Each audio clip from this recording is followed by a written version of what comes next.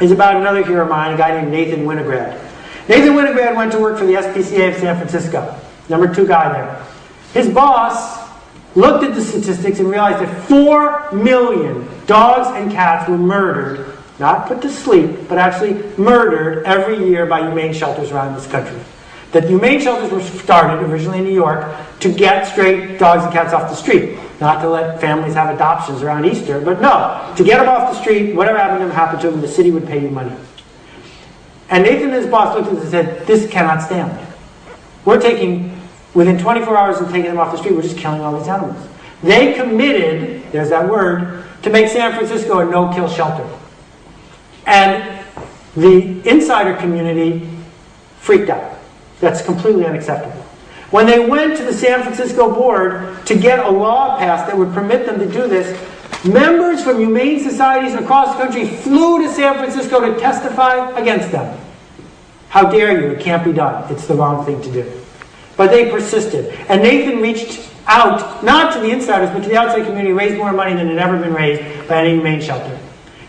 And got San Francisco to be a 95% no-kill city. The only dogs and cats killed in San Francisco were aggressive or rabid or sick. And everyone said, well, yeah, that's San Francisco. So he left there and went to Tompkins County, New York, which is a rural community near Utica.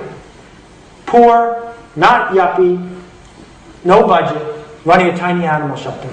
He took it from 100% to 5%. Once again, using nothing but community volunteers and community money, led a tribe, changed it. Then he went to North Carolina, did it again. Then he went to Reno, and he did it again. City after city after city. One guy, no money, no authority, no budget, changing the lives of millions of animals. But more important, I think, changing the lives of tens of thousands of volunteers who found a sense of meaning, who found something to commit to, who found a way to connect. So the question I ask you is, where's yours? That it turns out, unfortunately, this is not an opportunity. Now that you know about it, it's an obligation. That what you have to do, if you want this world to be better, if you want your life to be better, is you have to do this. The only reason you won't is because you don't want to, not because you can't.